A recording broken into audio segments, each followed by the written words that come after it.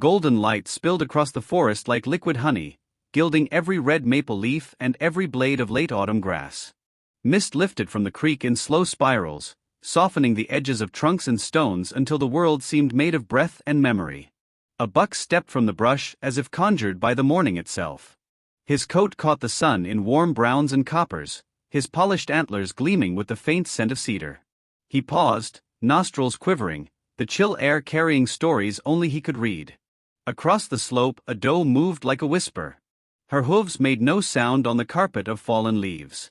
She lowered her head to a patch of moss, ears swiveling toward the faintest rustle. Around them the forest held its breath, waiting for what the season demanded. Days had grown shorter, nights sharper. Somewhere inside both creatures a clock older than the mountains had begun to strike. The buck felt the pull of that ancient rhythm. Weeks earlier he had rubbed the velvet from his antlers against the trunks of young oaks, leaving pale scars that glowed in moonlight. Glands beneath his eyes released a musky signal into the cool breeze, a message written in scent: strength, readiness, promise. Each evening he roamed farther, testing the air, listening for the light tread of rivals. The forest answered with echoes, grunts from unseen throats, the hollow crack of antlers clashing like dry thunder.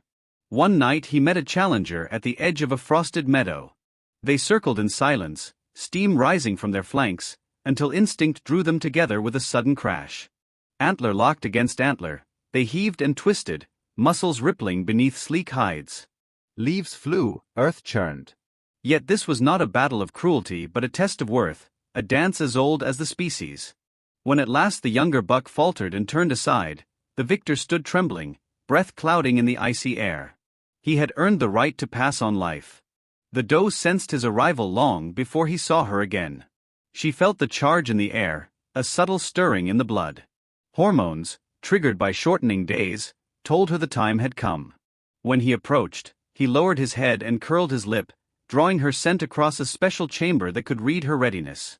The gesture looked almost like a smile. She did not flee. Together they moved through the forest, their steps a quiet duet among the gold-lit trees. Deep inside, the meeting of cells happened in silence. No witness but the earth itself marked the moment when two lines of ancestry merged to begin a new one. It was not spectacle but miracle, written in the language of life that needs no audience. All around them the forest thrummed with smaller dramas. Jays flashed blue through the branches, their cries sharp as flint. A fox padded across the creek stones, ears keen for the scamper of mice. High overhead, a red-tailed hawk traced slow circles against the hardening sky. Every creature played its part in a grand design, predator and prey, seed and soil, each shaping the other. The deer's browsing kept saplings in check so sunlight could reach the forest floor. Their very presence fed coyotes and eagles, and their absence would unweave the fabric of the woods. As the days slipped toward winter, the buck's role waned. His energy, once fierce, began to ebb. He would wander alone, antlers dulled by frost, feeding to rebuild the strength spent in the rut. The doe, meanwhile, carried a quiet secret. Within her the spark had taken root, cells dividing with patient purpose. Snow dusted the ridges, covering tracks and softening every sound. She sought dense cedar groves and thickets of briar where the wind faltered and the cold could not easily follow. Winter settled over the land like a heavy quilt. Nights grew long and silver. The moon painted antlers of ice on every branch. Beneath that stillness, life quickened. For nearly 200 days the fawn developed, nourished by the rhythm of her heartbeat. Nature's timing was flawless. When spring finally breathed across the continent, the world would be ready for new life. Even in the heart of American cities, the cycle echoed. In suburban backyards of Ohio, in the quiet corners of Central Park, silhouettes of deer crossed streets under street lamps. Commuters driving home caught the flash of white tails in their headlights, reminders that the wild remained beside them, unbroken and steadfast. By May the forest softened. Ice melted into streams that sang again. Buds unfurled on birch and maple, and the air smelled of rain and new leaves. The doe moved toward a hidden hollow where grasses grew thick and the scent of wildflowers disguised her own. Dawn spread like a pearl over the hills as she labored in silence, the ancient act of birth unfolding with quiet dignity. Two tiny bodies, dappled with white spots like spilled starlight, entered the world and took their first tremulous breaths. The fawns stood within hours, legs thin as reeds but surprisingly strong. Their mother licked them clean, erasing the smell of birth that might betray them to fox or coyote.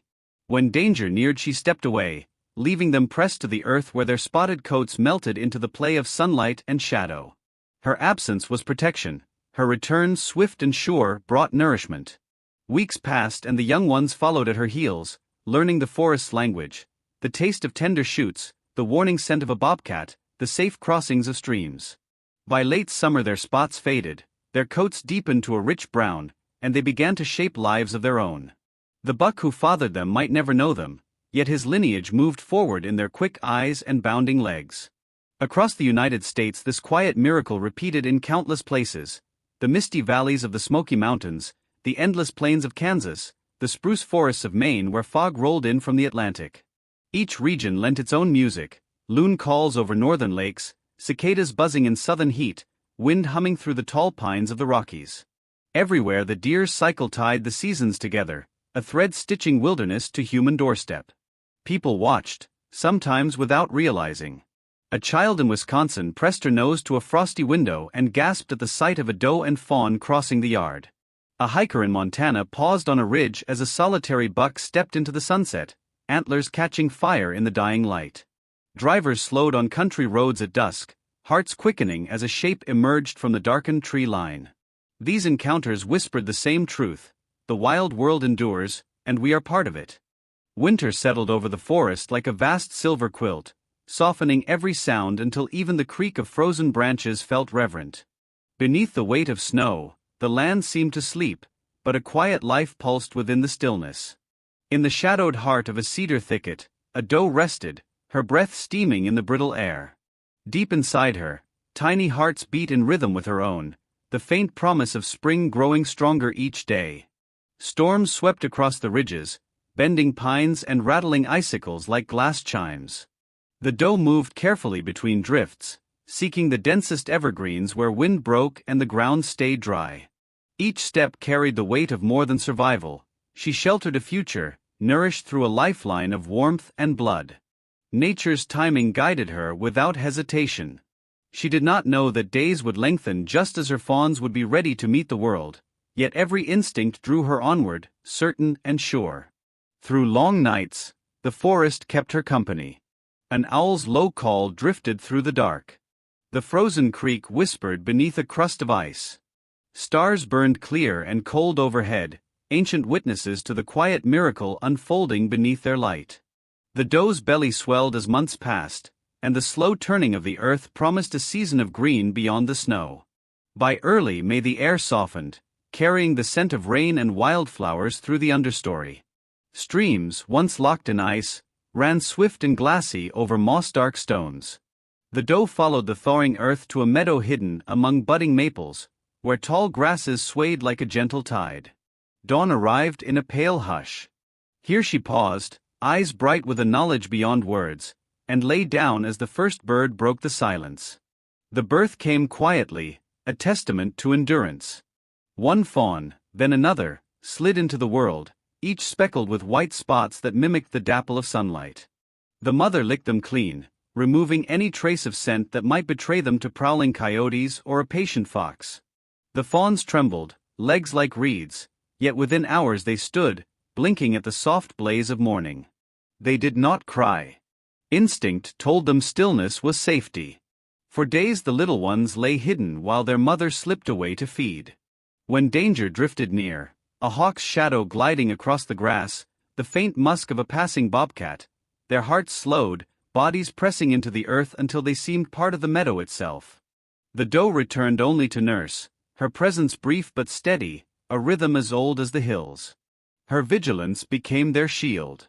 Summer deepened and the forest grew lush and humming. Cicadas sang in endless chorus, and the air smelled of warm leaves and rich soil. The fawns learned to follow, their steps light and sure, ears pricking at every snap of twig. They tasted tender shoots, learned which berries stained their mouths but kept them strong, and waded cautiously into cool streams behind their mother's patient lead. Their spots faded with the turning of weeks, their coats taking on the warm brown of independence. Life beyond the hidden meadow unfolded with equal purpose. A hawk spiraled high over the canopy, its keen eyes scanning for mice. A fox trotted along a game trail, nose twitching at the night stories. Each creature played a part in the balance that let the deer thrive. Once, a century ago, this balance faltered. Unregulated hunting and shrinking forests had thinned deer herds to a whisper. But people learned. Laws were written, habitats protected, and the animals returned in numbers so strong that now, in some suburbs, they browse beneath streetlights and graze beside garden fences. On a quiet evening in a neighborhood in Pennsylvania, a family watched from a kitchen window as a doe and two half-grown fawns stepped from the shadowed trees. Their coats gleamed in the porch light, unafraid yet dignified, a bridge between wilderness and human life. Across the country in Montana, a hiker paused on a ridge as another doe guided her young through a field of lupin, the sun sinking behind snow-capped peaks. Everywhere the story repeated, an unbroken circle of resilience and grace. As summer waned, the fawns grew strong and swift, racing across meadows in playful bursts that honed the muscles they would need to survive. Their mother watched with quiet pride, ears turning toward every rustle, ready to defend with a fierce kick or a warning snort.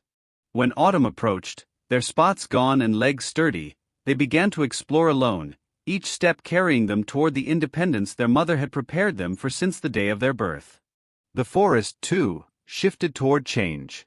Leaves flamed scarlet and gold, winds cooled, and nights lengthened once more. Somewhere distant, a young buck polished his antlers against a birch, answering a call older than memory. The cycle was ready to begin again. On a luminous spring morning in the Great Smoky Mountains, mist rose from the valleys like breath from the earth. Wildflowers painted the hillsides in splashes of purple and white. In a sunlit clearing, a doe led her nearly grown offspring into the meadow, their silhouettes dark against the brightening sky. Birds sang from every branch, their songs weaving through the soft rush of the river.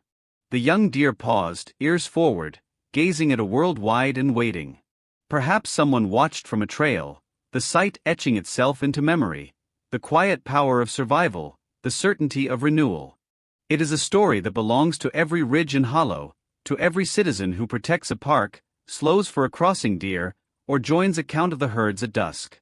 Each small act threads human lives to the wild heart of the continent.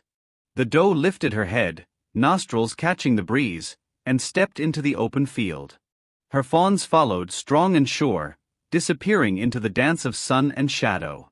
The forest held its breath once more, poised for the next turn of the seasons, the eternal promise of life continuing just beyond the edge of our busy days.